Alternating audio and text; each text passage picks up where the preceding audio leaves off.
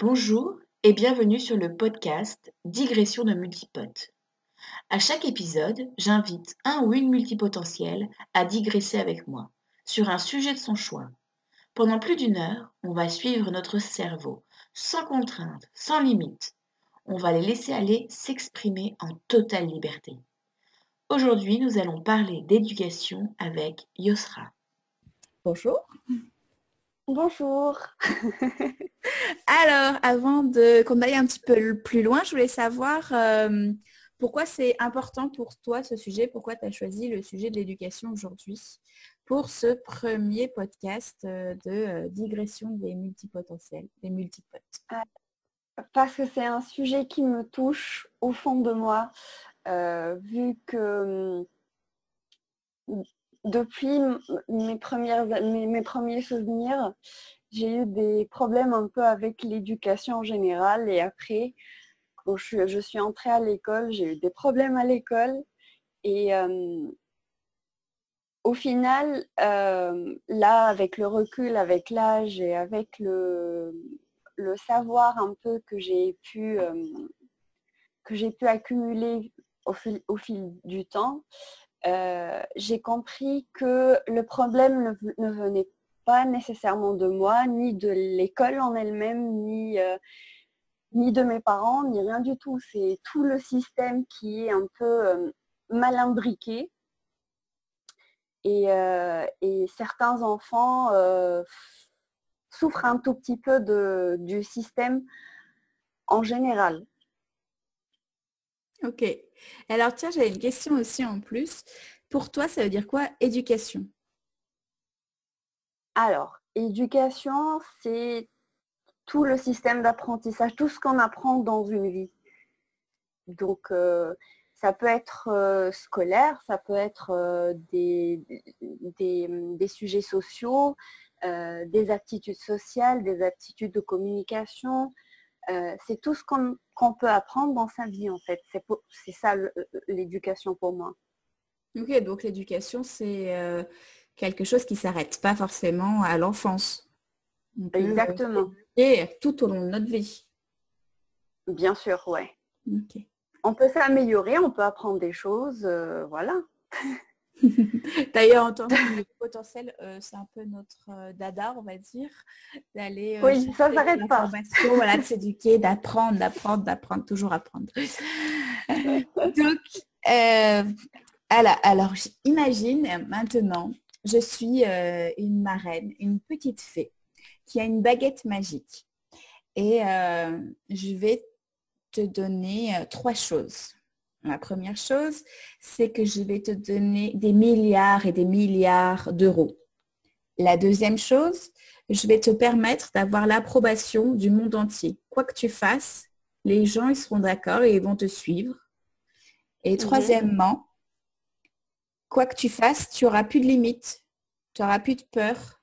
Voilà. Toi-même, tu pourras faire tout ce que tu as envie. Oh là! Par rapport à l'éducation, non mais c'est génial, imagine quand même, tu as tout l'argent du monde, autour de toi la société, ta famille, tes proches, n'importe qui te soutient, va dans ton sens, etc. Et surtout en plus, parce que quelquefois on est quand même notre pire ennemi sur certaines choses, toi-même tu n'as peur de rien et tu passes à l'action, etc. Donc ma question c'est avec ces trois vœux, ces trois choses que je t'offre avec générosité aujourd'hui en tant que marraine la bonne fée. Merci beaucoup. Voilà. Qu'est-ce que tu ferais aujourd'hui avec tes compétences, mais aussi avec tes connaissances, tes envies, même les plus folles? Qu'est-ce que tu aimerais faire pour l'éducation, que ce soit en France ou même tu peux aller beaucoup plus loin dans le monde entier pour qu'on vivre dans un super monde, aussi bien, comme on a dit que l'éducation, c'était aussi bien pour les enfants que pour les adultes. Donc voilà, on ne va pas s'arrêter aux enfants. Fais comme tu as envie. Puis après, on va digresser. Ça se trouve, là, on va partir d'un sujet et on va arriver à quelque chose de complètement différent. Mais c'est ça que j'aime, c'est potentiel, c'est de partir d'un sujet et puis après de voir ce que ça donne. Ouais. Donc, je te laisse. Ah ouais. commencer. Bah, Puis après, on va papoter. bon, de toute façon, l'éducation des enfants passe d'abord par les adultes environnants des enfants, parce que les enfants apprennent. Quand on parle d'éducation, généralement, on pense que à l'éducation de l'enfant. Mais on oublie que c'est l'adulte environnant, quelle que soit sa fonction, maman, papa, tante, enseignant, nounou, peu importe, est en train d'éduquer l'enfant. Et si cet adulte n'est pas lui-même convenablement éduqué, quand je dis éduqué, je ne parle pas de comportement, voilà, de politesse et tout, voilà. Je parle d'un tout, en fait. L'éducation qui ça dépasse la politesse et la bonne parole.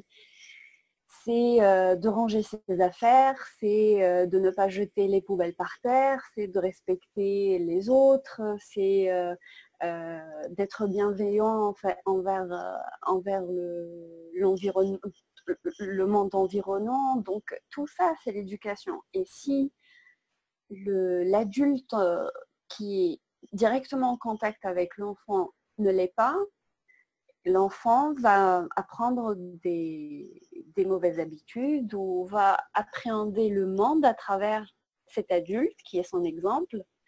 Et donc, on ne peut pas en vouloir à l'enfant si par exemple, il fait des bêtises ou il jette des choses par terre à titre d'exemple. Hein.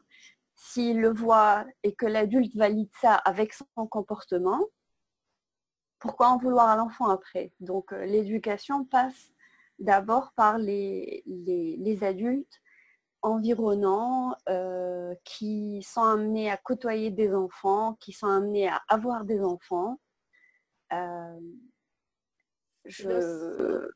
Dans ce cas-là, comment alors concrètement il faudrait éduquer ces adultes? Parce que c'est quelque chose dans notre société où on se dit, pour la plupart des gens, une fois que je suis adulte, c'est bon, j'ai plus besoin d'apprendre, j'ai plus besoin de trouver, d'être curieux sur certaines choses, de m'améliorer. Voilà.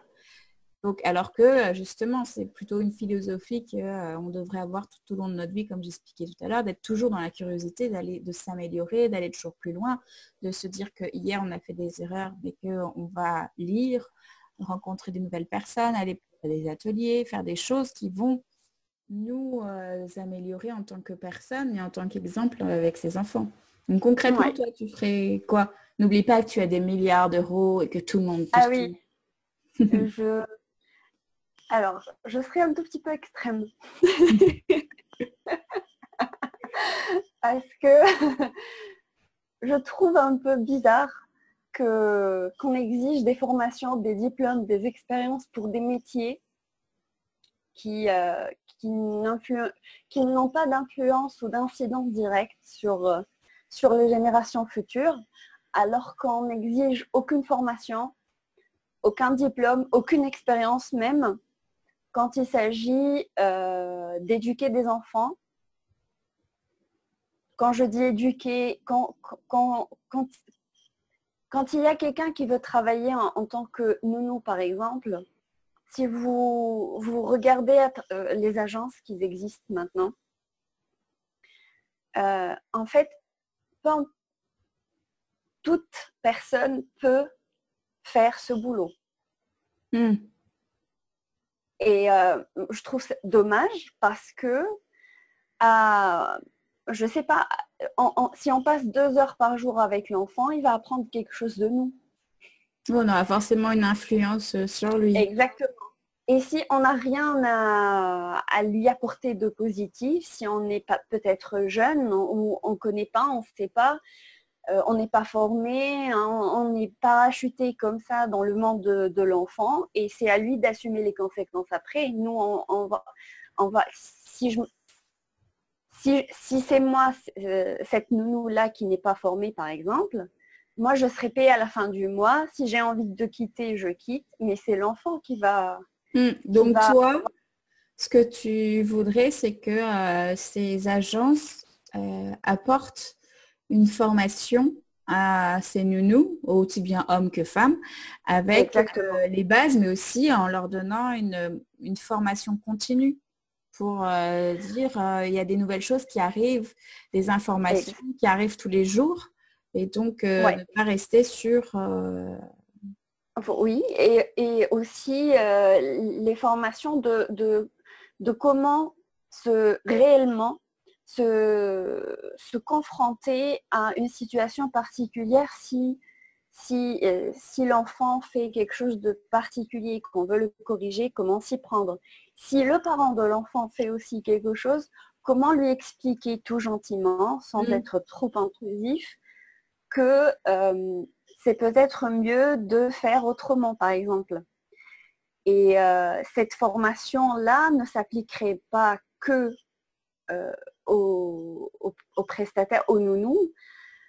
Je proposerais même une formation pour les adultes qui voudraient un jour avoir des enfants, parce que j'ai pas d'enfants, donc j'ai pas d'expérience avec le recul d'être comment être parent, être maman, papa. Mais vu que j'ai exercé plusieurs années en tant que nounou, j'ai vu qu'on n'était pas formé. J'ai dû garder, enfin j'ai eu la chance plutôt de garder des enfants qui étaient hyperactifs, qui étaient au potentiel, mais on ne le savait pas à l'époque, et ces enfants-là ont besoin de quelqu'un qui comprend leur fonctionnement. Et tous les enfants, d'ailleurs, ont besoin de quelqu'un qui puisse un peu comprendre et interagir avec eux dans leur monde. Mais on attend qu'un parent, le juste fait d'avoir eu son enfant, d'avoir mis au monde son enfant, que ça soit inné, qu'il ne fasse pas de faute, que ça soit inné pour lui de bien savoir se comporter dans toutes les situations concernant son enfant. Bah oui, tu savais pas ça, mais c'est parce que tu n'as pas d'enfant. En fait, on nous livre un petit guide de 3 millions de pages. Mais bon, voilà, c'est comme, tu sais, comme un peu les notices de la télé que tu as acheté, tu ne la lis jamais. Bah, c'est pareil. Là, non. Mais c'est vrai que quelquefois, il existe plein de livres. Après, quelquefois, tu lis tout et son contraire, etc. Mais c'est vrai que faire des formations. Peut-être plus appeler ça des ateliers ou des rencontres, des tables rondes, quelque chose. Des groupes de parole. Voilà, l'idée c'est de dire tiens, qu'est-ce qui se passe, qu'est-ce qu'on peut faire, etc. Là, typiquement, en ce moment, moi je suis en train de me renseigner sur, je ne sais pas si tu connais, c'est la DME, c'est la diversification menée par l'enfant. Donc pour ceux qui ne connaissent pas et qui nous écoutent, ça commence, normalement, moi pour mes 2 premiers enfants, j'ai fait la diversification classique, donc les purées, on commence à 4 mois. Et pour la DME, ça commence à 6 mois et on leur donne directement des morceaux. Après, il faut se renseigner parce que c'est d'avoir des gros morceaux, cuits d'une certaine façon, enfin il y a plein de choses à savoir. Donc je me forme, je lis plein de choses, j'achète des livres, etc. Et là, la question se pose justement, c'est que en France, c'est quelque chose qui n'est pas du tout répandu.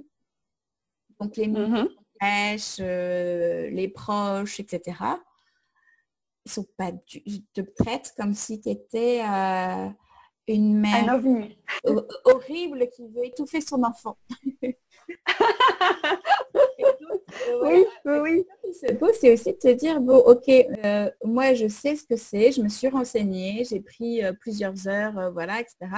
Et le jour où je vais le mettre à la crèche ou chez la nounou, comment je vais faire? Parce que la personne ne va pas forcément être ouverte. Et c'est ça que je ne comprends pas aujourd'hui.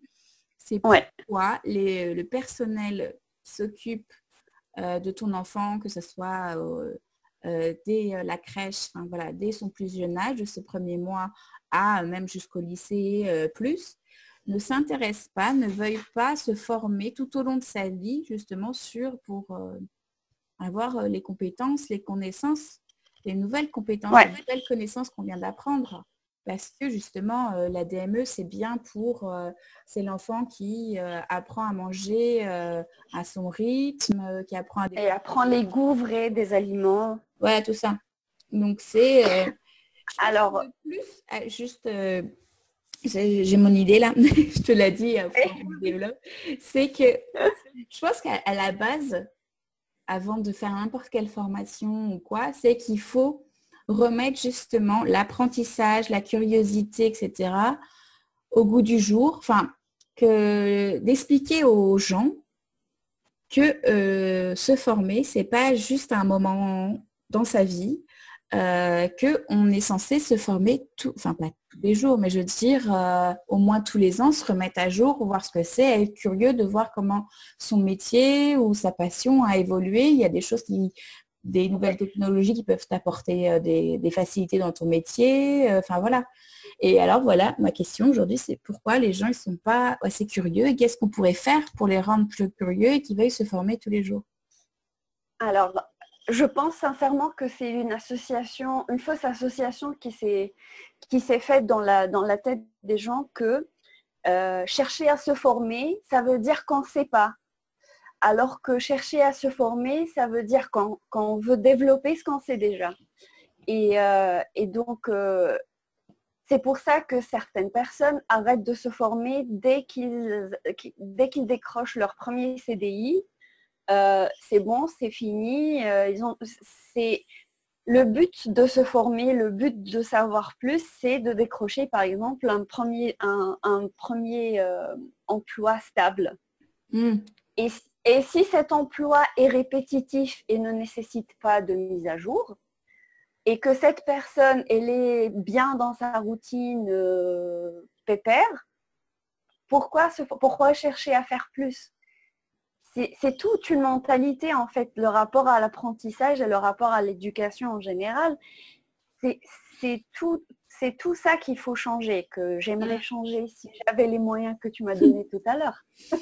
Mais justement, j'essaie de comprendre et je me dis aussi que peut-être que les personnes ne veulent plus apprendre des nouvelles choses parce qu'ils ont appris peut-être un peu trop dans la douleur pendant leurs études et qu'ils n'ont pas appris avec envie. Il faut apprendre ça par cœur, il faut apprendre pour faire ceci, même si tu ne comprends pas, et voilà. Et donc, je pense que c'est peut-être aussi ça qu'il faudrait changer, c'est d'expliquer que l'apprentissage, ça peut être fun, ça peut être sympa et que ça permet, voilà, d'être curieux, s'améliorer, des choses et voilà, de s'améliorer.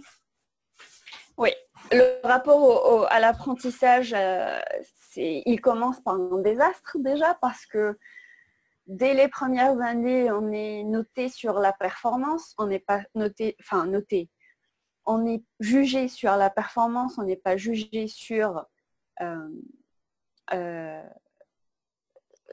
connaissance en elle-même. Ça veut dire ce qu'on produit, ce qu'on a compris.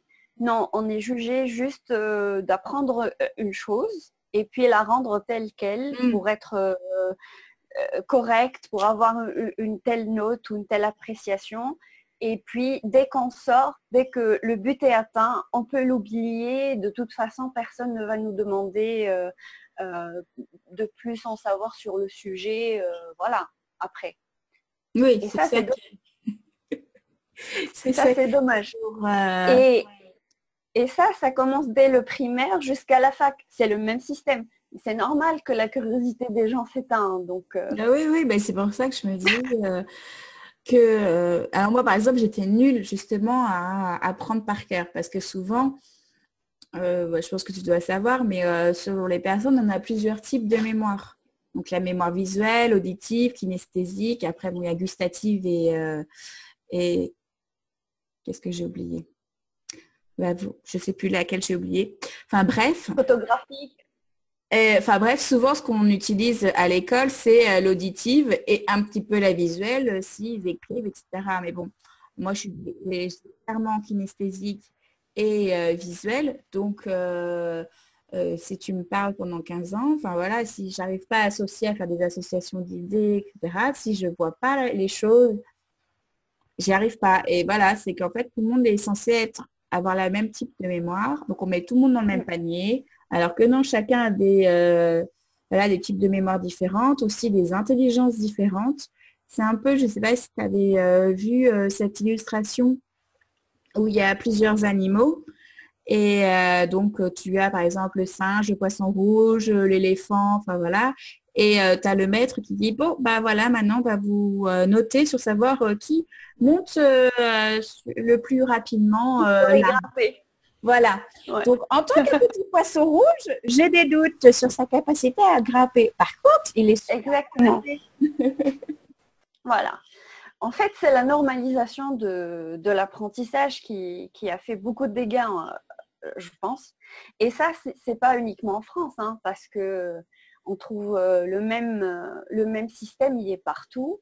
Par exemple, aux États-Unis, ils n'ont pas de notes, ils ont des appréciations, mais entre A et 18, c'est la même chose. C'est que tu as besoin d'avoir l'appréciation la plus performante pour être reconnu intelligent. Alors que on ne teste pas les autres intelligences, on teste que l'intelligence de se remplir la tête, se la vider sur un bout de papier et puis au revoir, on oublie.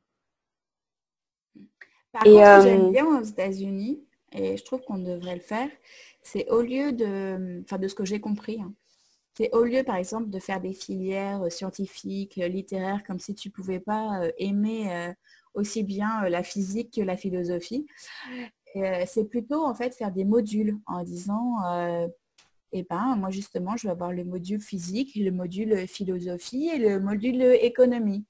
Et si mon module, voilà, le module sur les 3 ans, ça prend, je sais pas, 100 heures, et que tu es vraiment motivé, tu peux les faire en 2 ans. Et comme ça te laisse plus de temps pour développer d'autres choses. Et pourquoi pas rajouter d'autres modules parce que tu es curieux et que tu as envie, et que c'est juste parce que tu as envie d'apprendre et de connaître des nouvelles choses, et pas parce que, voilà, à la fin, tu as ton bac et que... Ouais. Aussi, ils ont d'autres types d'appréciation, genre.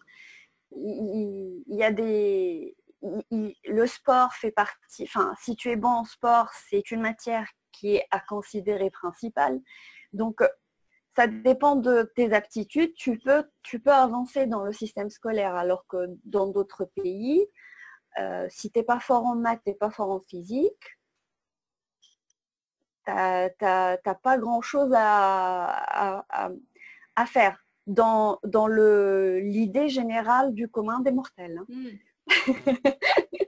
Donc, si on reprend là les idées, il faudrait redonner le goût aux gens d'apprendre pour le goût d'apprendre, être curieux, d'apprendre des nouvelles choses parce que ça nous intéresse sur le moment. C'est de changer déjà le système comment dire, d'appréciation. Quand il n'y a pas de système d'appréciation, on n'a pas de notes, on n'a pas d'appréciation, on valorise juste l'effort et ce que tu as pu comprendre sur un sujet. Ça change complètement l'équation parce que je ne suis pas en train d'apprendre pour avoir un 18 sur 20 ou un A+. Je suis en train d'apprendre pour apprendre. Et c'est ce qui relance un peu le plaisir. Et d'ailleurs, je pense que l'école finlandaise, ils font ça. Parce que je m'étais documentée à un moment sur les différents systèmes d'école. Et je suis certaine qu'en primaire, je ne sais pas après pour collège, lycée et tout, mais au primaire, jusqu'à la dernière année de primaire, ils n'ont pas de notes et ils n'ont pas de devoirs. Ils font des projets, par contre. Ça, c'est et c'est génial. Et ils ont des ateliers de discussion, ils ont des ateliers d'échange entre d'autres, par exemple, entre deux écoles. les deux classes du même niveau échangent les idées avec les autres écoles et tout. Et du coup, ils finissent leur cycle primaire avec beaucoup, beaucoup, beaucoup de soif d'apprendre plus sur le sujet. Et c'est pas pour avoir une note, c'est juste parce que j'aime bien apprendre, ça m'intéresse et je veux en savoir plus. Et ça, c'est génial. J'ai trouvé ça vraiment brillant comme idée. Des années plus tard, ils s'en souviendront et si on leur pose une question, ils sauront débattre sur le sujet, se souviendront pourquoi ils ont fait. Ouais. Et même le système, enfin leur système en Finlande spécifiquement, parce que je me suis pas je me suis pas intéressée beaucoup plus pour les autres pays scandinaves, mais il paraît qu'ils sont tous dans cet état d'esprit. Donc, pour être éducateur de jeunes enfants ou instituteur ou maître, ou on appelle ça comme on veut, c'est le boulot le plus estimé par la société. Oui, déjà. Déjà. C'est bien de remettre, voilà. de respecter ce métier quand même. C'est le métier le mieux payé. Et c'est le métier le plus difficile à intégrer. Donc, je sais pas, c'est pour réussir à devenir maître des écoles ou instituteur ou éducateur de jeunes enfants, tu as besoin d'un bac+7 avec des formations et des stages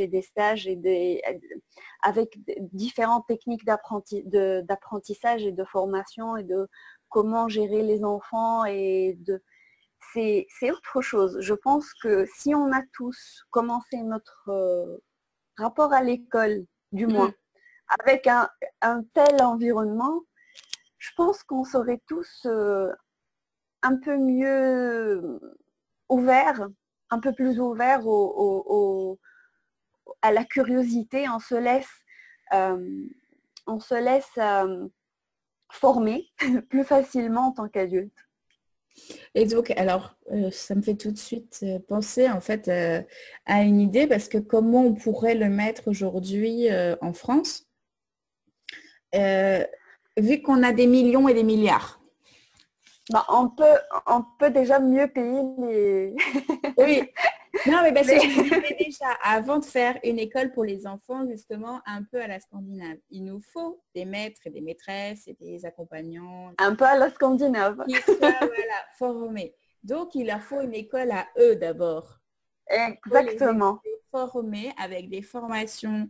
Donc déjà dans un premier temps qui les forme à ce qu'on a expliqué tout à l'heure, aussi bien par exemple expliquer comment ils apprennent à faire débattre les enfants, comment l'éducation, comment et peut-être aussi proposer des ateliers pour les parents, parce que déjà comme je suis un peu sévère avec les parents parce que j'en ai vu de toutes les couleurs. J'ai vu des super méga parents du type j'aurais bien aimé que cette personne soit mon parent, moi, ma mère ou mon père. Et j'ai vu d'autres parents qui ne savaient vraiment rien du tout et qui ne s'intéressaient pas et qui n'avaient même pas le temps de lire un livre dans le métro, ne se donnait pas le temps, je pense. Oui, voilà, mais alors pas la peine. Comment tu fais justement pour amener, parce que c'est cette cible-là que tu voudras former dans notre super école, comment tu fais venir ces gens-là, enfin ces parents-là? Parce que s'ils prennent pas le temps aujourd'hui, ne serait-ce que de lire dans le métro, etc., de vouloir s'intéresser. Vu que tu as eu des enfants, je pense que tu connais la préparation à l'accouchement. Oui. Pourquoi ne pas proposer une préparation à la parenté? Ah oui, oui. Mais après, pareil, ça pourrait être, ouais. Donc, le rendre obligatoire, mais bon. C'est pas obligatoire, mais même la préparation à l'accouchement, c'est pas obligatoire, mais oui. préférable. Et du coup, quand on voit l'entourage qui le fait, on se dit, mais pourquoi pas, ça peut être positif. C'est pas mal, ouais. Et puis de dire que c'est l'État qui le prend en charge tout de suite. C'est pris en charge. Et de dire que c'est tout au long de la vie du parent. Exactement. D'abord, on a des cours pour la première année. Le tout petit bébé, voilà.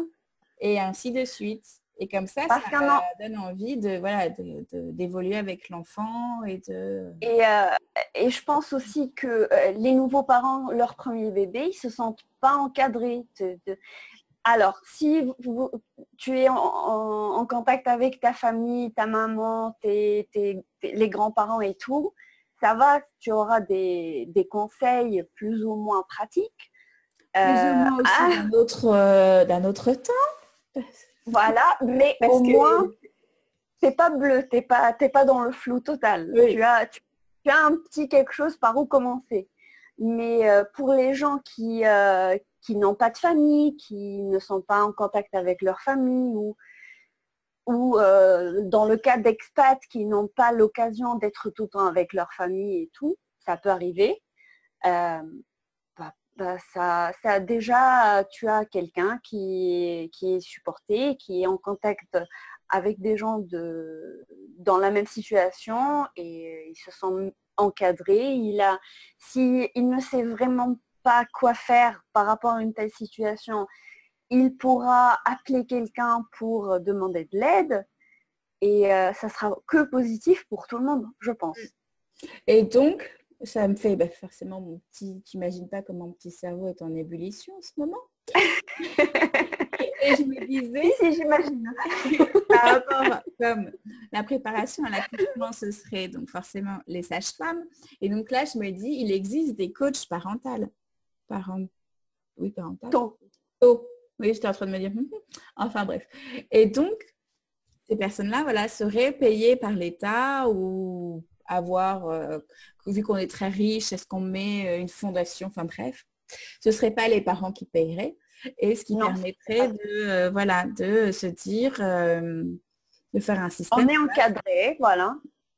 Et par des coachs qui sont spécialisés, qui se forment, eux, tout au long de leur vie de coach avec les nouvelles, par exemple, tiens, la DME, qu'est-ce que c'est? Alors, justement... Exactement. Et chaque peut-être coach serait spécialisé dans une tranche d'âge parce qu'on ne peut pas maîtriser, surtout la première année de l'enfant, on ne peut pas maîtriser de 0 à 3 mois, de 3 à 6. Ça évolue tellement vite. Après, je pense que généralement, on dit plutôt de 0 à 3 ans. Parce que c'est quand même des choses qui, même si tu évolues, etc. Mais voilà, moi, je ferais le coach de justement le bébé, entre guillemets, puisqu'à partir de 3 ans, c'est plus un bébé, même si quelquefois, avant, c'est quand même plus un bébé. Mais bon, après, justement, tu as la maternelle. Enfin, tu vas peut-être faire des coupures, tu as raison de faire le nom. On est en train de changer tout le système. On ne va pas refaire avec le Oui, c'est vrai. Alors, vas-y, dis-moi t'es trop jeune. Mais t'imagines, il faut le coach entre 0 et 3 mois. Et là, par exemple, moi, j'ai justement mon fils qui a 4 mois. Il n'y a pas il y a une évolution, mais je pense que de 0 à 1 an, enfin, c'est là où justement il y a beaucoup d'évolution et c'est d'être expert dans cette évolution du nouveau-né à 1 an. Enfin, 1 an et plus, quoi. Je dirais même 1 an, 2 ans, quoi. Alors, la première année de bébé, si je me fie à la formation que j'ai suivie, donc qui est Montessori, c'est l'année où il y a beaucoup de changements qui se passent pour le bébé. On ne les voit pas. En tant qu'adulte, on les voit pas. Pour nous, c'est toujours un tout petit bébé. Il dépend de nous et tout. Mais pour lui, il développe sa motricité. Il ne marche pas encore, mais il développe sa motricité. Il construit ses muscles, il construit son cerveau. Les connexions que son cerveau construit de 0 à 1 an, ils vont lui durer toute sa vie. Donc, s'il a un traumatisme, s'il vit quelque chose de négatif de 0 à 1 an, ça sera un traumatisme pour la vie des fois. Je dis des fois, hein, c'est un risque, mais c'est pas toujours le cas. Entendu que dire qu'en fait, chaque chose qui se répétait, que ce soit positif ou négatif, c'était des connexions des synapses. Plus ça se répète, plus ça va être connecté et plus ça va être ancré, justement, comme tu dis, toute ta vie. Donc, c'est ça, il y a attention, c'est qu'on se dit, ah, c'est bon, il a 4 mois, il ne va pas s'en souvenir.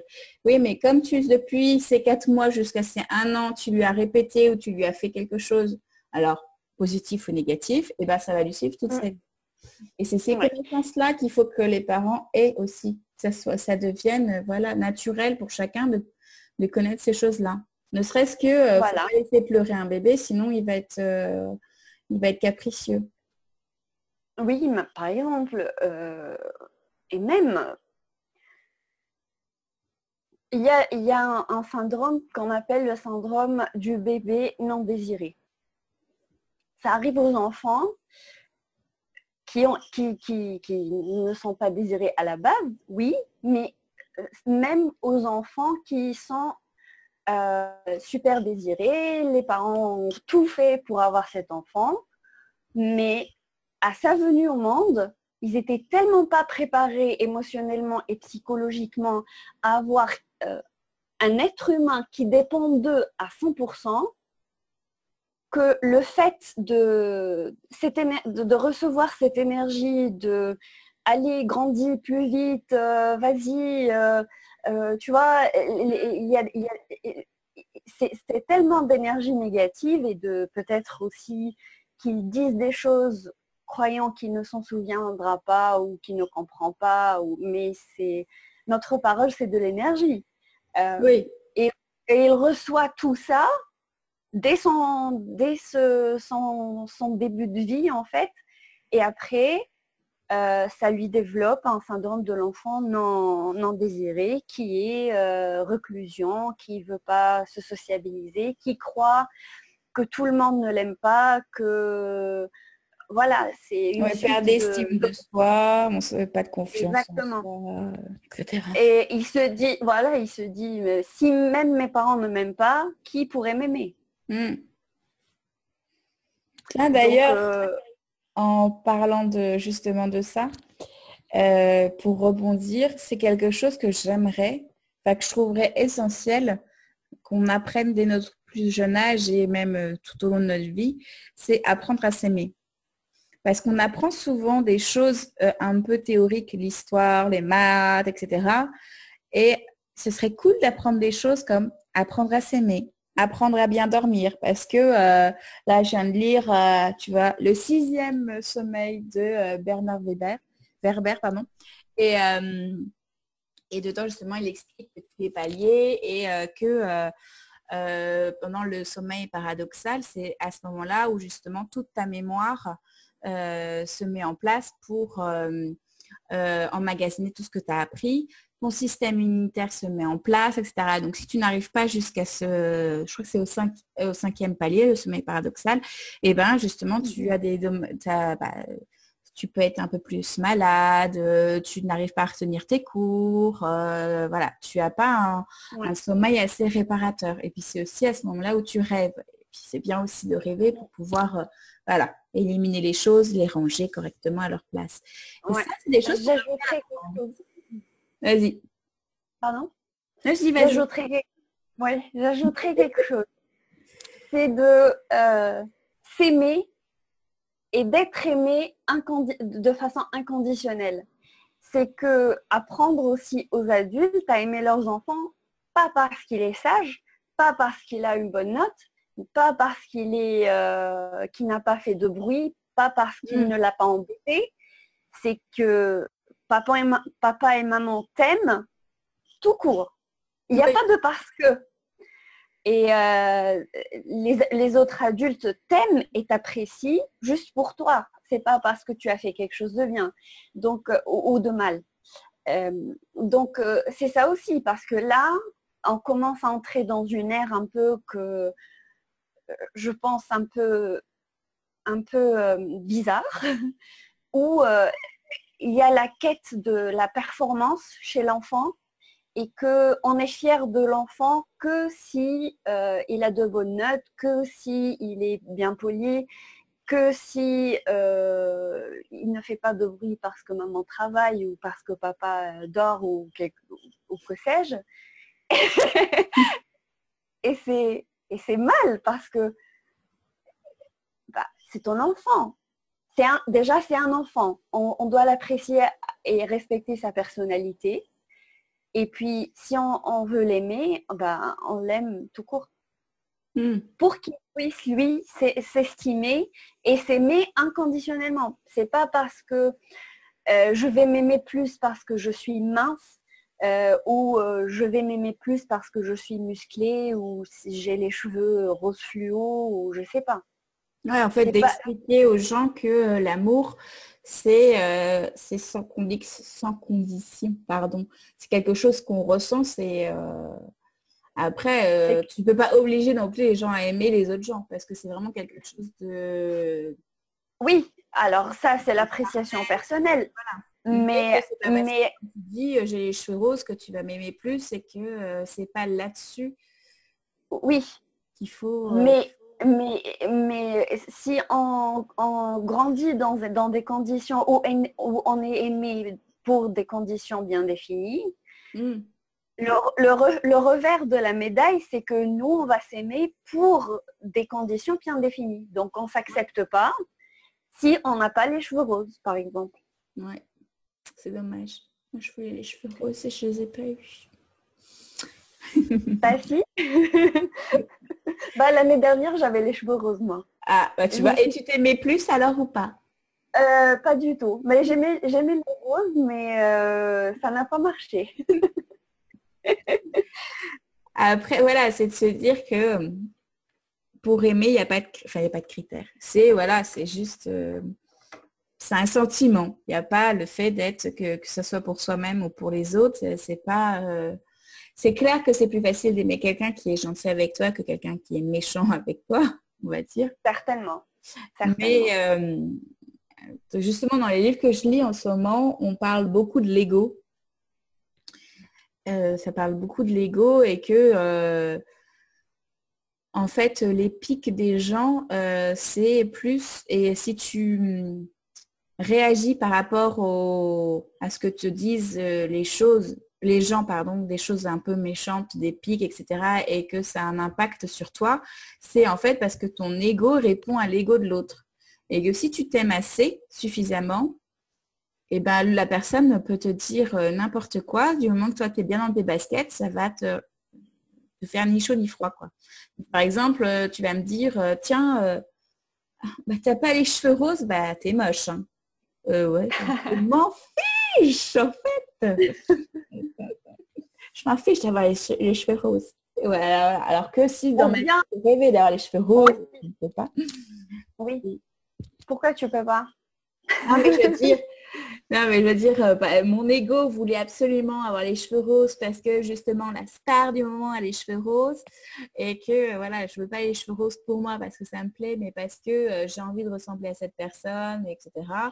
Et là, ça va me faire du mal, je vais mal le prendre.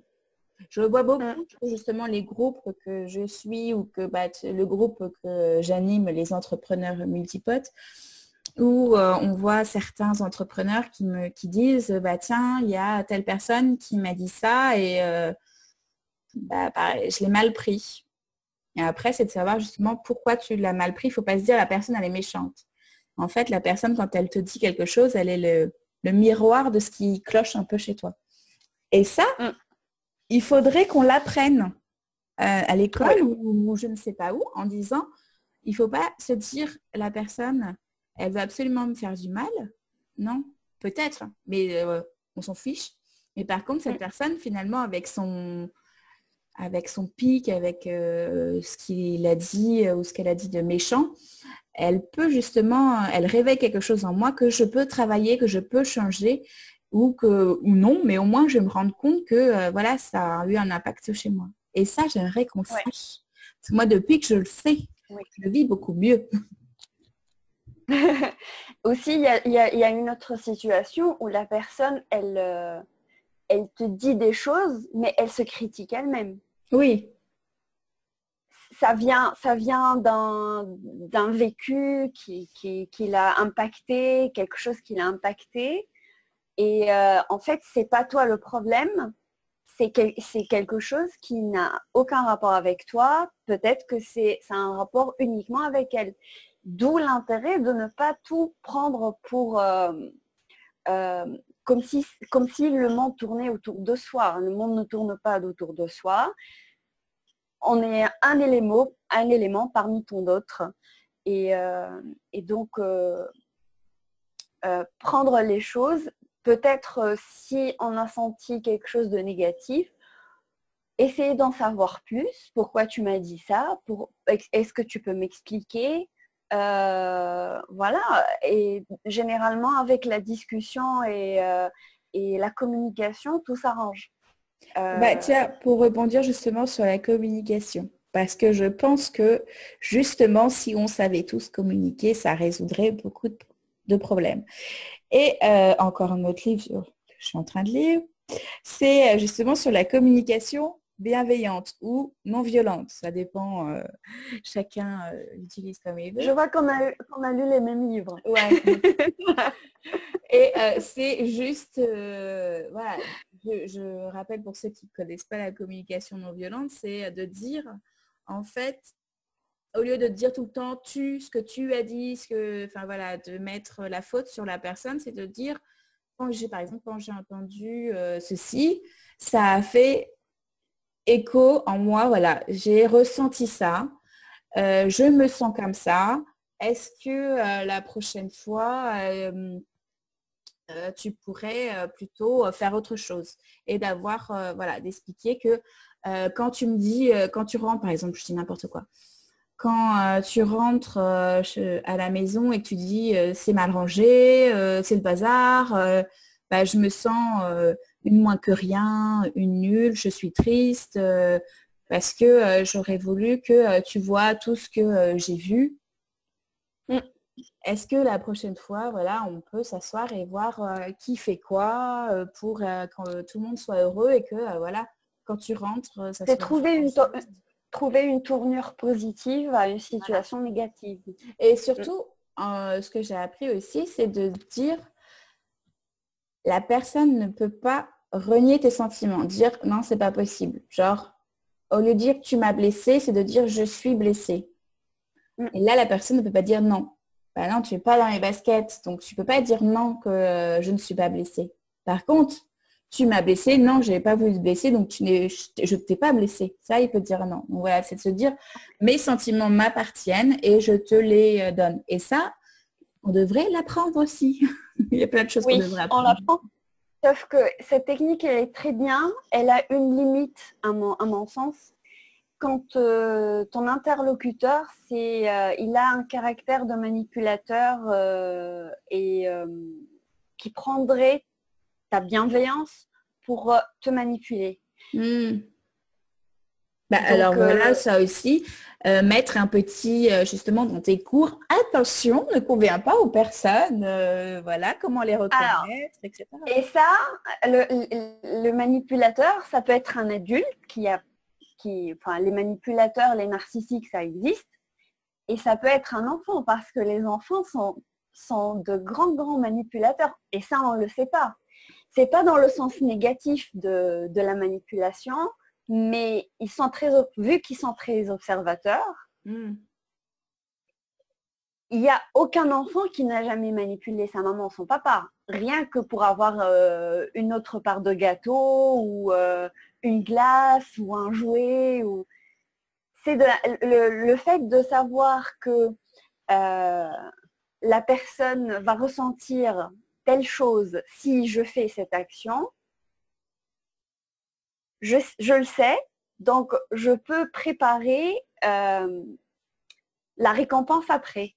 Donc je sais que voilà, je sais que si je te dis tes cheveux ne sont pas roses, je t'aime pas, tu vas être un peu bouleversée et tu vas me dire mais non, mais moi je t'aime, mais tu m'as dit quelque chose qui m'a blessée et j'aimerais un autre jour que tu fasses autrement et tout et tout. Je dis ok, un autre jour, je te dis la même chose, mais en contrepartie, je demanderai quelque chose et je te dis, ah, je t'aime en fait, tel que tu es. Juste lorsque tu me donnes ce que je cherche, je te dis que je t'aime. Et là, ça peut, pour des personnes qui sont un peu, qui ont vécu des rapports un peu manipulateurs avec leur entourage, adulte ou à leur âge adulte ou enfant, ça peut être un peu bouleversant de savoir que moi je suis bienveillant et l'autre personne finalement elle utilise ça contre moi. Donc c'est une très très très très bonne méthode si tout le monde est bienveillant. Oui. Ça c'est le problème. Ouais. Tiens, on met ça dans la loi. Voilà. Tout le monde a envie d'être bienveillant. Non mais. Oh. On les paye pour être bienveillants. Tiens, je te donne des sous si t'es bienveillant. J'ai plein de sous. Mais les sous, ça finira un jour. Il faut construire quelque chose de durable. Oui, ben voilà. Alors, justement, puisqu'il ne reste pas beaucoup de temps, pour pas que ça dure trop longtemps non plus le podcast, à peu près 1 heure, ce serait bien. On reprend, à ton avis, concrètement. Alors, qu'est-ce qu'on a créé là pendant à peu près 1 heure? Alors, on a créé une école bienveillante avec des maîtres et des maîtresses et un corps enseignant formés pour faire les conversations avec les enfants, pour leur apprendre les notions, pas que les maths et les physiques et tout, hein, les notions de... Mais justement, la bienveillance. La bienveillance, la communication. Mais on va tout mettre, tout ce qu'on avait dit. Voilà. Et aussi, on a créé l'atelier comme pour les parents. La préparation à l'accouchement, on avait appelé ça... La préparation à la parentalité. Voilà. On lui trouvera un petit mot un peu plus sexy après. Hein. Ouais. Parce que surtout qu'après, ce sera préparation à l'enfant de tel âge, préparation, enfin, tu vois, il va falloir se dire que... Alors, ça sera peut-être... c'est bien la préparation à la parentalité, je pense. Ça clash, ça choque bien, ça reste dans l'esprit et c'est pas mal. Parce que préparation à l'accouchement, c'est pas sexy non plus. Hein. Oui. Bah, l'accouchement lui-même, c'est pas le moment qui est le plus sexy. Hein. Ah oui, bah, c'est encourageant. On n'est pas toutes Kate Middleton à être super jolie 7 heures après avoir accouché. Là. Ça ne se passe pas comme ça dans la vraie vie. On n'est pas toutes des princesses. Et ouais. donc, et aussi on avait une école pour les adultes pour justement former toutes les personnes qui seraient en contact avec les enfants. Les enfants, donc aussi bien on avait dit les nounous que les profs, les maîtresses, les ATSEM, les personnels des centres de loisirs. Oh, s'il vous plaît, formez-les. Oui. Parce que quelquefois, le BAFA, ça ne suffit pas. Non, mais ils ont quand même... Alors, non, mais moi, ils sont... le centre de mes enfants, ils sont payés. Et ils ont le BAFA, mais je pense que le BAFA, il faudrait qu'il soit un petit peu plus développé que, je sais pas actuellement ce que... le BAFA, c'est rien du tout. Hein.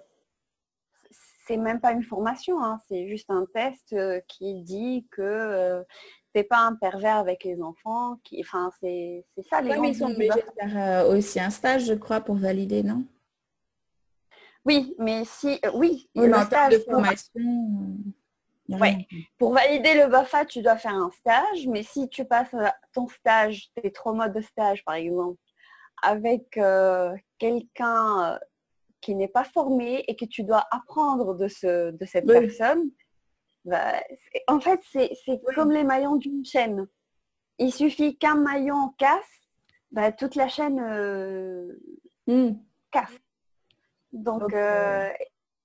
il faudrait peut-être commencer avec les enfants de maintenant, les former, pour qu'ils soient, eux, les adultes de demain, qui formeront les générations. Et ça, on fait une amélioration de génération en génération. Ah oui, de toute façon, c'est le changement, ça se fait un peu comme Ouais. l'évolution, hein. Ça se fait petit bout par petit bout. Je pense que c'est impossible si tu veux que tout le monde soit formé, etc., que ça se fasse en on-off, quoi. Ouais. Et on n'a pas parlé de la mise à jour des programmes scolaires parce que Ah oui. ah, Mais alors ça, non, parce que comme on est riche, etc. Mais je pense qu'en fait, ça, ce qu'il faut, c'est justement grâce à notre super école, qui est dans un premier temps privée, un peu, tu vois, comme les écoles Montessori au début. Mm. Aujourd'hui, Montessori rentre dans les écoles publiques. oui, Et en gros, ce qu'il faudrait, ce serait créer aujourd'hui des écoles privées. Comme on a plein de sous, on peut y aller. on a plein de sous, on peut faire ce qu'on veut, donc on peut Voilà. rendre le public Privé. Ah oui, tant qu'à faire. ouais.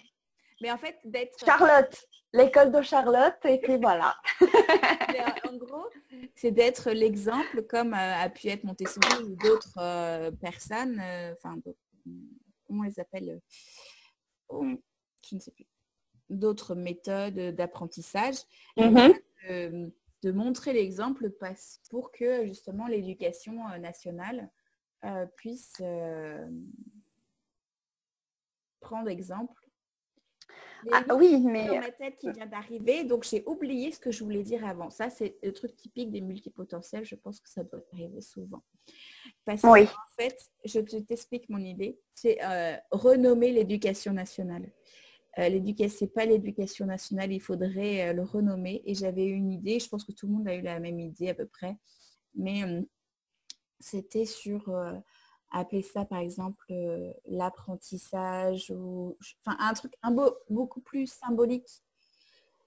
Et alors, bon, là, comme un bon multipotentiel, je ne me souviens plus du mot, mais surtout, je viens d'avoir encore une nouvelle idée qui n'est pas de moi. C'est toutes les personnes, les profs, les maîtresses, etc., sont, on peut carrément, je pense, dire jugées, notées une fois, je ne sais pas, je sais pas si c'est par an, Mhm.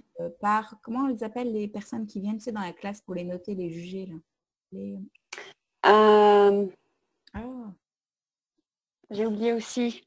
Bref, par ces personnes-là, ceux qui sont au courant, Mhm. ceux qui ont oublié pour nous redire, et justement, Ouais. ils expliquaient que ça serait quand même plus sympa si ces personnes-là venaient pour justement t'aider à voir comment tu gères ta classe et à t'aider à t'améliorer, à te proposer des formations en fonction du type de classe que tu as. Par exemple, si tu as plutôt une classe en ZEP ou si tu as plutôt une classe, par exemple, là, moi, j'habite dans un endroit où il y a 2 classes en primaire, donc forcément, tu as des multiniveaux. Donc, ils Mhm. n'ont pas les mêmes problématiques. Donc voilà, ce serait de leur apporter un soutien. Par exemple, je ne vais pas bien ou j'ai une problématique, je peux téléphoner à cette personne-là, qui est justement mon référent, qui peut me proposer des formations, des solutions, etc. Plutôt que, bon, il y a mon inspecteur, c'est pas l'inspecteur le mot? Oui, c'est ça, l'inspecteur. Ah, l'inspecteur, comme l'inspecteur des impôts. Et qui vient, et tous les profs l'ont fait, enfin je sais pas, en tout cas moi dans ma classe c'était ça. Aujourd'hui s'il vous plaît, vous êtes sage. Il y a l'inspecteur qui Il y a vient. l'inspecteur. Voilà, alors j'ai Oui. fait un truc super bien, voilà, alors que je ne fais jamais ça, que d'habitude, j'ai fait selon ce que l'éducation nationale attend de moi, juste pour aujourd'hui. Et encore. J'ai des super, voilà, j'ai des super méthodes, parce que voilà, chacun peut avoir aussi des méthodes qui peuvent être super pour donner. Ouais. Et donc l'inspecteur ne verra pas forcément le travail, le vrai travail du prof, de l'enseignant, etc. Ouais. Et ne pourra pas voir que cette prof, elle aide les enfants avec sa méthode révolutionnaire. Ouais. Donc tu vois, Déjà, c'est ouais. des personnes qui accompagnent. Voilà. Les profs. Oui. Donc, je veux ça aussi dans ma super école qui fait... Ah oui. C'est pas la peine que ça soit un inspecteur qui vient une fois par an, qui soit présent tous les jours, parce que les problèmes arrivent les situations délicates arrivent tous les jours. Et comme ça, on a un référent qui soit dans l'enceinte de l'école, présent. qui puisse appeler, quand tu en as besoin, enfin voilà, qui soit disponible, pas genre un référent pour 4 écoles. Autre chose aussi, le système de classement des élèves. On en parle? Les intelligents, on n'en parle pas. Les intelligents, les moins intelligents, Mais pourquoi? Pourquoi faire subir ça à un enfant qui a 6-7 ans? On le catégorise déjà, tu n'es pas intelligent, tu vas avec le groupe, entre guillemets, des bêtes, et voilà. Et tu pourras jamais sortir de ce groupe, de ta vie. Pourquoi? Moi, je trouve que c'est... Ça change parce que... Bon, après, je pense qu'ils étaient au courant. Et par exemple, dans la classe de mon fils, il y avait plusieurs groupes. Tu avais le groupe des vagues, le groupe des spirales, le groupe des carrés, voilà. Et donc, en gros, ceux qui étaient... je crois que mon fils, lui, il savait déjà, voilà, il savait lire, etc. Il était dans le groupe, je sais pas, des vagues, on va dire. Donc, il savait que lui, il était plutôt dans le haut de la classe parce que les autres savaient bien que le groupe des carrés, ils n'arrivaient pas du tout à lire et donc ils étaient à un niveau inférieur. Mais la maîtresse disait que au long de l'année, tu pouvais partir du groupe des carrés et à la fin de l'année, arriver au groupe des spirales. Alors c'est bien parce que ça a évolué depuis que j'étais enfant. Parce que il y a quand même des choses qui s'améliorent. Mais je pense si c'est heureusement. des choses qu'il faudrait mettre en place, démocratiser dans les écoles. Je ne sais pas comment c'est ailleurs. Oui, mais de toute façon, le fait de catégoriser, c'est contre-productif. Parce que dès qu'on se sent appartenir à un groupe, on construit notre zone de confort. Oui. Donc, moi, si je suis bien dans les carrés, pourquoi j'irai apprendre à lire? Je suis bien. J'ai des amis, j'ai ma zone de confort, j'ai déjà ma place. Pourquoi je chercherai à faire d'autres efforts? C'est surtout après, tu t'identifies, à un carré. Et l'ensemble aussi de ton entourage t'identifie à un carré.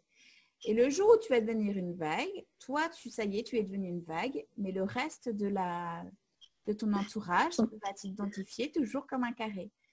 Exactement. Alors que malgré tout, chaque être humain, on dit que l'être humain ne peut pas changer, je ne suis pas du tout d'accord. Enfin, changer, non. Il évolue. Il évolue, il s'améliore. Donc, dans quelque part, il change.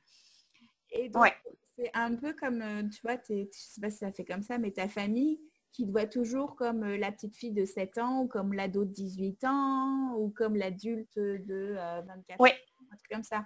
Alors que non, même ne serait-ce qu'en quelques mois, tu peux avoir changé parce que tu as parlé avec une super personne sur l'éducation qui t'a fait changer complètement d'avis sur plein de choses. Tu peux avoir lu un bouquin, tu peux... avoir vu un film, c'est mon cas par exemple. C'est aussi débile que ça paraît, mais dans ma scolarité, enfin je vais parler de moi, mais c'est pas pour parler de moi, c'est juste, je me prends en tant qu'exemple pour développer une idée. Donc, toute ma scolarité, je suis passée par toutes les cases possibles et imaginables. Donc, j'étais le cancre de la classe, j'étais la première de la classe, j'étais dans la moyenne, j'étais celle à laquelle on refusait de corriger ses examens parce que c'était un peu trop. J'ai jamais su trop quoi, c'était juste un peu trop. Euh, C'est et, ouais. et donc, et ma famille derrière n'arrivait plus à suivre. Et quand il fallait faire une orientation après le bac, mon dossier c'était du grand n'importe quoi. Donc, genre, une année, j'avais 18 de moyenne en physique, l'année d'après, j'avais 2. Comment ça se passe? Je ne sais pas, personne ne sait, mais ça se passe comme ça. Et, euh, et donc, tu as d'un côté les gens qui me voient encore en tant que carré, et ben, me disent bah, c'est même pas la peine d'aller à l'université ou faire quoi que ce soit après le bac. De toute façon, tu connais tes limites. Estime-toi heureuse d'avoir eu ton bac et vas-y, fais une petite formation pour trouver un travail. Et de l'autre côté, il y avait d'autres personnes qui m'ont dit, bah, en fait, tu fluctues trop, tu n'es pas stable. Tu ne sais pas ce que tu veux faire, tu n'as pas de projet, tu n'as rien choisi, tu as fait un bac S, mais ok, d'accord, mais tu as eu un jour dans ta vie dans un examen de physique, c'est pas normal.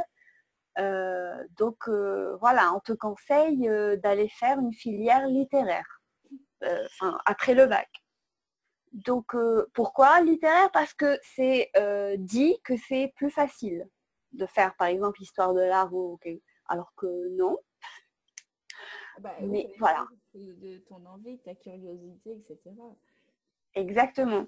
Donc, le fait de mettre, pour revenir à l'idée, le fait de faire des cases et de mettre les enfants dans des cases à un jeune âge, déjà, ça te perturbe encore plus en tant qu'enfant parce que même si tu sais que tu es un carré juste parce que tu ne sais pas lire, par exemple.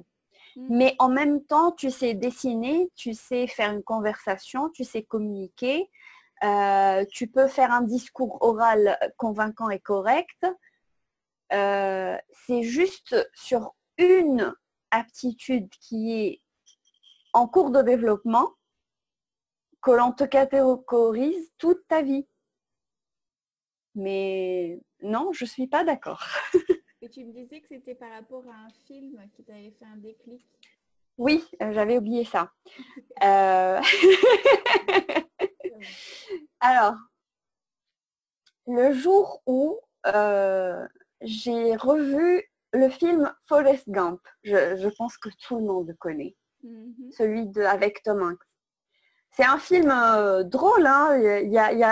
Normalement, il n'y a pas de leçon à prendre d'un film comme ça drôle. Mais pour moi, j'ai pleuré.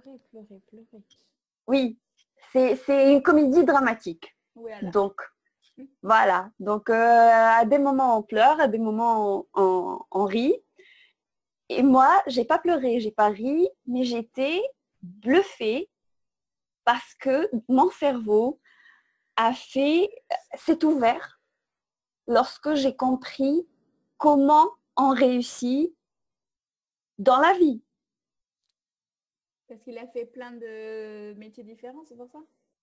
Il a réussi tout ce qu'il a fait juste parce qu'il a fait les choses sans poser de questions. Qu'est-ce que tu attends de moi? Je te donne.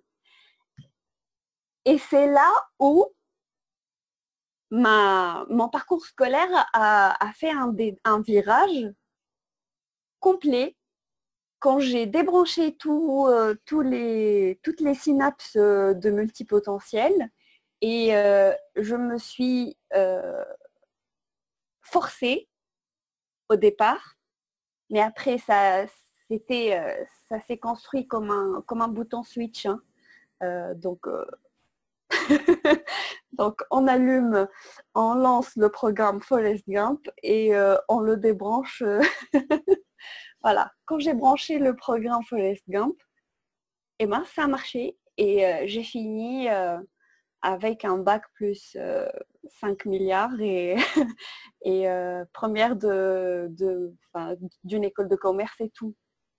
Mais je l'ai fait, mais je ne suis pas d'autant plus fière parce que c'était pas moi en fait. C'était juste une version distordue de ma tête qui a réussi. Mais c'est pas moi, c'est pas la personne tout entière qui a réussi. C'est juste un coin de mon cerveau qui a compris qu'il ne fallait pas poser de questions, il ne fallait pas chercher à comprendre, il fallait faire et être dans la position du receveur et jamais du demandeur. Donc tu reçois l'information, tu la reproduis si on te demande et tu rentres chez toi. Et je dis ça, je trouve que c'est triste. Voilà, et c'est pas ce qu'on veut dans notre école, non, non, non. Ah non, non, ça c'est l'exemple contraire de notre école. C'est bien, ça fait un peu écho à aussi mon parcours parce que j'ai aussi été dans une école de commerce parce que je voulais aussi travailler dans le marketing, etc. Et mon rêve était de travailler dans justement les grandes tours de la Défense. Et maintenant que je vois les grandes tours de la Défense, je fais « Ah, non !» C'est une torture. Ah oui, moi... Mais pourquoi? Les gens, mais ils sont fous. Et en fait, ça fait... Tiens, justement une question. On va un petit peu dévier maintenant, on va parler un peu plus de multipotentialité. Ça fait depuis combien de temps que tu sais que tu es multipotentiel et comment tu l'as appris? Ah, ça aussi c'est douloureux. Alors, ça fait même pas un an que je sais que je suis multipotentielle. Et savoir cette information à 33 ans, ça fait quand même un coup sur le moral et sur tout en fait, parce que au moment lorsque j'ai appris qu'une telle chose existait, en fait j'avais lu un livre et j'avais lu quelques articles pour aider un enfant à l'époque que j'encadrais avec l'association et qui avait du mal à... Enfin, sa maman se plaignait qu'il avait du mal à suivre ses cours et qu'il s'ennuyait et tout et tout. Et j'ai parlé avec le petit et avec moi, il apprend l'anglais assez facilement parce que voilà, vu que je suis contre le format éducation classique, donc on joue en apprenant et tout et tout. Donc j'ai dit, mais avec moi, il n'y a aucun souci. Non, je vais parler avec lui. Il s'ennuyait et tout. Et donc, je me suis dit, je vais m'informer. Si je peux l'aider, eh ben, je vais l'aider. Et finalement, c'est lui qui m'a aidé. Il ne le sait pas, mais c'est lui qui m'a aidé parce que je suis redevable à cet enfant parce que c'est grâce à lui que j'ai découvert ça. J'ai commencé à lire pour l'aider lui et j'ai appris qu'il y avait des tests et au fur et à mesure de mes lectures, je me reconnaissais dans les descriptions, dans les textes. Et j'en ai parlé à sa maman, il a passé le test et il s'est avéré que c'était un multipotentiel, que voilà, il fallait le comprendre et tout. Et ça a tourné dans ma tête pendant à peu près 1 ou 2 mois. Après, je me suis dit, vas-y, t'es pas un enfant, mais vas-y, passe le test. Et si jamais t'es plus intelligente que tu le crois. C'est une intelligence différente, on va dire. Voilà, parce que... Pas forcément plus intelligent, c'est juste qu'ils ont le cerveau qui est connecté différemment, qui leur permet de penser différemment. On va Oui, mais... que tout le monde est... Ah, c'est sûr. Non, je rigole.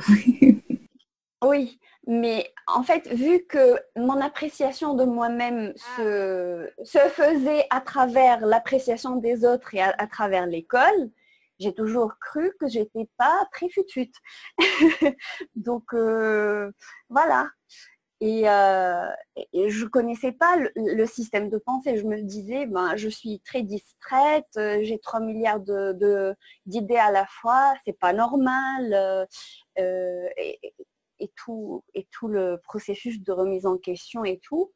J'ai passé le test. Et quand j'ai reçu le résultat, j'étais un peu bouleversée. Et j'avoue que là, ça commence à être un peu confidence intime, ton podcast. Hein. Mais comme c'est pour les multipotentiels, et je trouve ça intéressant justement de toutes les personnes, comme il y en a certains qui se sont sentis soulagés, d'autres qui ont été énervés, en colère de l'apprendre si tard, d'autres, enfin voilà, il y a je pense autant de réactions que de multipotentiels qui l'ont appris. Et ouais. ça a bien aussi montré aux gens que voilà, on n'est pas tous heureux, on n'est pas tous en colère ou tous tristes ou quoi que ce soit. Et puis voilà. de voir comment on peut aussi le découvrir. Il y en a qui le savent. Ouais. Moi, tout de suite, c'était le déni. Je me suis dit, ils ont certainement mixé mes réponses avec les réponses de quelqu'un d'autre. C'est pas moi. Ça peut pas être moi, non. Et c'est pas possible. Non, non, monsieur. Et le monsieur me dit, bah, c'est vous, regardez, c'est vous. Et je dis, d'accord, j'ai pris mon truc et je suis rentrée à la maison. Et j'ai dit à personne, même pas à mon mari, à personne. Et c'était comme si j'avais honte de ce résultat, en fait. C'est un peu bizarre, mais voilà. Et donc, j'étais en plus dans un moment de ma vie où je sortais à peine d'un burn-out professionnel. Donc, psychologiquement, j'étais un peu à bout. Avec cette information à 33 ans, c'était pas le moment. Enfin, j'ai jugé que c'était pas le moment. Et voilà. Et depuis, je me suis informée, je me suis formée. Et j'ai appris un peu à comprendre mon système de pensée, mon cheminement, le fait que pourquoi je suis jamais arrivée à faire une seule chose à la fois et que ça me stressait encore plus de faire une seule chose que de faire 3-4 choses. Pourquoi je me suis formée sur plusieurs domaines différents parce que c'était une passion que je voulais toujours en savoir plus. Donc ça faisait boule de neige. Donc plus j'en sais, plus je veux savoir. Ça expliquait beaucoup de choses. Je pense que plusieurs multipotentiels se reconnaîtront dans ça. Et ça fait pas très longtemps que je l'accepte et que je l'ai dit à mes proches. Ça n'a pas changé grand-chose. Enfin, si, certains, quand j'ai expliqué la définition du multipotentiel, ils m'ont dit que en fait, oui, enfin, ils voyaient ça en moi, mais vu que ça n'avait pas de nom pour eux, donc ils ne pouvaient pas l'expliquer. Et d'autres personnes l'ont très mal pris, comme si j'inventais encore une chose qui n'existe pas, juste pour augmenter ma valeur. Mais ça, c'est une autre question. Ça, c'est leur problème. On l'avait dit au début. On retourne au Exactement. début. Revenez au début, vous comprendrez qu'en fait, c'est leur problème. Leur problème. Donc voilà. Voilà. Bah, merci en tout cas d'avoir partagé ce petit moment confession intime. Confession intime. Ouais. Euh, pour moi, je pense qu'on a quand même bien fait le tour, eu des idées qui pourraient être développées encore. Je pense qu'on pourrait toujours développer toujours plus, encore et encore. En tant que multipotentiel, c'est notre dada. Ah ouais, j'ai des super expressions très jeunes. Quand on devient maman, je pense qu'on perd toute crédibilité quand on parle façon jeunes. Voilà. Même si je suis pas si vieille que ça. J'aime bien utiliser les vieilles expressions. Si ça se trouve, je suis plus vieille que toi. Donc, Oui, tu es plus vieille. Mais pas beaucoup parce que j'ai 32 ans. Ah. Non, mais c'est pas ça, c'est qu'en fait, quand tu deviens maman, et que, comme t'expliquais tout à l'heure, tes enfants sont des petites éponges, tu ne dis plus de gros mots, tu ne dis plus... voilà, tu fais attention à la façon dont tu parles. Donc, voilà, c'est des parlipopette, des attention, tu la margoulette, flûte, je me suis fait mal. Enfin, voilà. C'est un autre vocabulaire, en fait. Et donc, tu n'es plus à la page de ce qui se dit. Ouais. Et même quand on est nounou, si on a un minimum de bon sens, on change un peu de lexique autour des enfants. Ouais. Donc, tu vois, c'est ça, il faut aussi mettre dans notre super école le vocabulaire à utiliser en face des enfants, qui sont des petites éponges. Oui. Et même les attitudes. Hein. Bon, on a plein de choses à faire. Ah là là. Quand est-ce qu'on a créé alors cette petite école, madame? Quand on aura dès demain. Bon, dès que j'ai 1 ou 2 milliards de côté, je t'appelle et puis on met ça en place. Ça te va? Mais je pense avec les podcasts, avec le système d'éducation qui se fait là, l'école, enfin, je reviens toujours, c'est l'éducation, c'est le truc qui fait tout le temps, qui me donne plusieurs idées à la fois. Donc, si ça se trouve, le podcast... Éduque les gens, bah oui, moi j'écoute de plus en plus de podcasts et c'est vrai que j'apprends de différentes choses. Oui, et même les plateformes de cours, cours particuliers du type Skillshare, de type Udemy, du type... on apprend beaucoup de choses et ça marche parce que les gens terminent leurs études et ils ont une soif de savoir de savoir et d'apprendre des choses qu'ils n'ont pas abordées à l'école. Et puis, ce qui est bien, c'est d'apprendre pour soi et pas forcément d'avoir un objectif d'apprendre pour en faire quelque chose. Exactement. Parce que j'aimerais aussi changer cette mentalité de se dire, ok, tu as appris ça, mais tu vas en faire quoi? Je ne suis pas obligée d'en faire quelque chose. Je peux très bien aujourd'hui en faire quelque chose, en faire mon métier, ou pas du tout. C'est juste que j'étais curieuse de savoir comment ça allait se passer, etc. Et oui, alors je sais rien. Je suis calée sur toutes les roches parce que j'ai fait une formation de géologue. Mais alors c'est juste parce que ça m'intéressait les cailloux. C'est tout. Mais je n'ai pas du tout envie de devenir géologue. Mais voilà, c'est juste qu'aujourd'hui, j'avais envie d'apprendre un peu plus sur les pierres. Demain, ce sera peut-être sur autre chose, sur les étoiles. Exactement, ouais. Et tout apprentissage n'a pas pour but d'être utilisé pour faire quelque chose. Oui. Mais toi, ta multipotentialité, tu l'as découvert assez jeune. Je l'ai découvert maintenant, ça va faire presque 2 ans. C'était une amie qui m'avait... Attends, je sais plus comment ça s'est passé. Si, déjà, il y avait une amie qui m'avait parlé, qui m'avait dit, toi, de toute façon, tu es une précoce. C'est sûr que tu es précoce.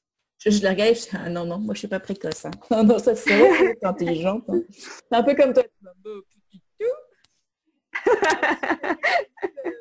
Un article qui était sur Medium, qui était sur la multipotentialité.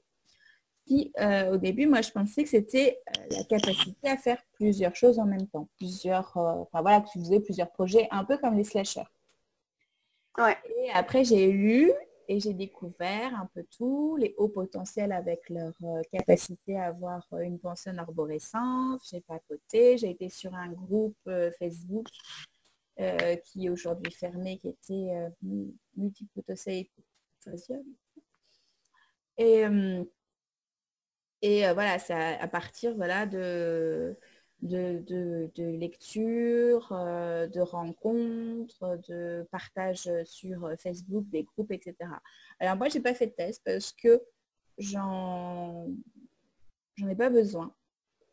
Avec une autre multipotentielle, on s'est dit, c'est peut-être parce qu'elle aussi, elle l'a pas fait. On s'est dit, est-ce que derrière, il n'y aurait pas aussi une peur de finalement pas l'être? Et parce que maintenant, pour moi, ma multipotentialité, c'est un peu comme mon super pouvoir. Ah, Et donc, si le test disait non, ce serait comme si j'avais plus mon super pouvoir, tu vois. Alors que, ouais. voilà, c'est juste moi, quand je lis tout, quand je parle avec les gens, quand je parle avec des multipotentiels, ça va beaucoup plus vite. On se comprend tout de suite. On va à l'essentiel. Enfin, c'est juste, moi j'adore quand je rencontre un multipotentiel, je le vois tout de suite parce que voilà, c'est quelqu'un de curieux, c'est quelqu'un qui a une... Voilà. C'est juste génial. Et donc les autres, c'est pour moi parce que justement, un peu comme tu disais, ils n'arrivent pas à me suivre. Ouais. La différence, c'est bon, alors tu fais quoi aujourd'hui? De toute façon, je ne sais pas ce que tu fais, je comprends rien, j'arrive pas à te suivre, je sais pas. Exactement, oui. Tu apprends trop de choses, mais pourquoi? Ouais, le truc, mais de toute façon, Pourquoi faire? pourquoi faire? Juste parce que ça me fait kiffer en fait. J'adore ça. Et, mais c'était génial. Pourquoi tu n'as pas continué? Tu étais super douée dans ça. Parce que ça ne me plaisait plus, parce que je prenais plus de plaisir et donc je me suis autorisée à changer. Parce que j'ai fait de la question et que mon niveau d'apprentissage sur ça, voilà, je n'ai pas envie d'être une experte dans ce domaine. J'ai juste besoin de rester en surface, de comprendre comment ça fonctionne. J'ai compris, je m'en vais. Ouais, pour le moment, je pourrais revenir un jour. Voilà, c'est ça en fait. Depuis que je suis multipotentielle, enfin, pas depuis que je suis Mais je suis... que je le sais. Voilà. En fait, ça m'a permis de m'autoriser à ne plus vouloir rentrer à tout prix dans un moule qui n'était de toute façon pas fait pour moi.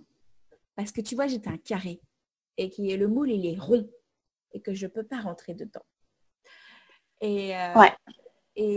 Surtout qu'en fait, je ne suis pas un carré. Parce qu'aujourd'hui, je suis un carré, mais demain, je vais être un ovale. Après, je vais être des petites vagues. Après, je vais être un cœur. Donc, je rentre dans le moule parce que je vais changer de forme tout le temps. Ouais. Moi, quand j'étais petite, j'expliquais à un moment que je me sentais comme si tout le monde était dans une pièce carrée et moi, j'étais juste sur le bord, en fait. J'étais pas dans la pièce, j'étais pas hors de la pièce, mais j'étais sur le bord. Donc, je voyais tout le monde, je comprenais ce qui se passe. J'arrivais pas à en sortir et j'arrivais pas à entrer. Donc ça, c'était l'explication quand elle me disait, par exemple, mais pourquoi tu n'arrives pas à comprendre tes maths? Je dis, mais je me sens comme ça dans la classe. Et sur plusieurs autres sujets, mis à part l'école, hein, elle arrivait, la pauvre. Elle n'arrivait pas à me suivre, elle n'arrivait pas à comprendre, elle faisait tout ce qu'elle voulait, elle pouvait. Mais là, depuis que je le sais, je lui ai expliqué, il me dit, bah, si le test existait quand tu étais petite, enfin, je ne suis pas sûre que ça existait il y a 30 ans. Hein. Donc, je te l'aurais fait passer et ça t'aurait peut-être, voilà. L'idée de savoir que ça existait. Et puis, Exactement. la liberté de savoir que c'est comme ça. Que ton cerveau, expliquer aux gens en fait. C'est pas que c'est mieux ou moins bien, c'est juste ton cerveau, il est connecté autrement. Et donc, tu ne peux pas faire comme les autres ne peuvent pas faire comme toi. Donc, c'est aussi comprendre que les autres qui ne sont pas multipotentiels, ils sont pas... parce que moi, quelquefois, je dis, oh là là, ils sont lents. Mais c'est pas de leur... Enfin, c'est juste que mon cerveau va beaucoup plus vite. Et donc, Ouais. c'est pas eux qui sont lents, c'est que moi, mon cerveau va beaucoup plus vite. Et c'est pour ça qu'on s'ennuie un peu à l'école, parce que c'est pas assez dynamique. Enfin, je pense. Mais parce que ça nous intéresse peut-être pas sur le moment et qu'on voudrait développer des sujets qui nous intéressent. Et pas forcément. Ouais. Aussi, ouais. On a quand même beaucoup dépassé le temps imparti. Mais comme on a dépassé Ah, un peu la multipotentialité. Non, mais moi, ça me dérange pas. Je pourrais parler pendant des heures et des heures. Mais le but du jeu. moi aussi. Et peut-être, on verra s'il y a des gens qui... À la limite, tu coupes en 2 podcasts, un grand sur l'éducation et un petit sur la multipotentialité. Non, Partage de... c'est justement voir les gens. Alors déjà, on verra combien ont écouté le podcast. Là. Et puis alors, ceux qui ont écouté le podcast en entier, de mettre un mot rigolo, genre, qu'est-ce qu'on pourrait mettre comme mot rigolo en disant, si vous avez entendu le podcast jusqu'à la fin, vous écrivez en commentaire le mot banane. Voilà. Comme ça, on saura écouter jusqu'au bout. Et s'il y a plein de petites bananes, voilà, à chaque fois, je dirai un nom de fruit. Comme ça, voilà, ce sera ma petite salade. En tout cas, merci beaucoup d'avoir été ma première à être avec plaisir. Partager avec moi, à débrancher ton cerveau de toutes ces contraintes, ces limites, à l'avoir mis plutôt en totale liberté avec moi sur le sujet de l'éducation qui est quand même un super sujet. Ça fait du bien. C'est un exercice auquel on devrait s'adonner plus souvent. Ouais. Le fait de débrancher son cerveau et de se laisser réfléchir. Voilà, et puis en plus, ce qui est bien là, c'est qu'on se dit, bon, j'ai ni contrainte d'argent, ni contrainte de est-ce que les gens ils vont apprécier, est-ce que moi mais j'ai peur, etc. Là, l'idée du podcast, c'est vraiment on est bien. On est petite pantoufle, on pense qu'on veut comme on veut et on fait ce qu'on veut. De toute façon, l'idée, c'est pas forcément de le mettre en place après. Donc, on n'a pas toutes ces contraintes à se dire est-ce que c'est faisable? Oh là là. Mais par contre, ça peut donner des idées aux gens. Les gens, vous êtes bienvenus. Si vous voulez mettre en place des idées qui ont été émises dans le podcast, avec plaisir. Compléter la super école. Voilà, compléter, faites tout. Voilà, ce qu'on pourrait faire, c'est justement, tiens, je vais essayer de faire ça, de le mettre peut-être je verrai comment je peux le mettre en œuvre, de le mettre dans un article ou quelque chose où on pourra mettre des commentaires pour justement se dire, alors, à quoi va ressembler cette nouvelle école? Cette école géniale du futur. École Charlotte. Ouais. Une digression participative. Voilà. C'est bien. Très bien. Bon, merci Super. encore et puis bonne soirée. Merci, bonne soirée à toi aussi. Est-ce que tu veux qu'on envoie des gens sur tes réseaux sociaux? Je mets un lien vers quoi? Pour qu'on apprenne un peu plus à te connaître, etc. Alors, le seul réseau social que j'ai gardé, que j'alimente à peu près régulièrement, c'est un Instagram, mais sur un sujet complètement différent, c'est la cuisine. Donc, voilà. Mais, comme ça, tu peux parler de la cuisine avec moi. Oui, oui, si ça t'intéresse. Mais tout m'intéresse. Attends, ton avis, tout m'intéresse. Oui. On ne s'intéresse pas tous aux mêmes choses. Alors moi, je ne m'intéresse pas forcément à tous les domaines, mais je m'intéresse à tout le monde. Dans le sens où, quand les personnes me parlent, je m'intéresse vraiment à leur domaine, même si c'est que pour 1 heure. Et je m'intéresse à 100%, je veux savoir comment ça fonctionne, voilà, jusqu'où tu peux aller, enfin voilà, même si c'est qu'1 heure. Parce que c'est intéressant et que ça me permet de m'ouvrir encore un peu plus au monde. Il faut qu'on arrête parce que sinon on va être parti. Ça m'a fait avec ma soeur et qu'on dit bonne nuit, tu sais, quand on dort ensemble, bonne nuit ou au téléphone. Déjà plus tard. moi qui vais appuyer sur finir le podcast. Et Ok, voilà. Donc, je mettrai si tu veux, pour qu'on suive sur Instagram sur la cuisine, je le mettrai en lien en description ou dans l'article pour que les gens ils ok, viennent ça marche. voir ce que tu Merci. fais de beau en cuisine. Ok. Voilà. La meuf crédible, la meuf qui part d'éducation, qui fait de la cuisine. Mais bon. C'est crédible en tant que multipote, c'est bon, t'inquiète, c'est crédible. Ah oui, oui, oui, j'ai une alibi. Voilà, oui, c'est bien. C'est pour ça que c'est cool. Bon, je te souhaite- Merci beaucoup, Charlotte. Salut. Allez, ciao. Qui se cache derrière ce podcast? C'est moi, Charlotte Beaupré, créatrice d'identité de marque, hypnothérapeute pour CM Marketing et fondatrice du groupe Les Entrepreneurs Multipotes.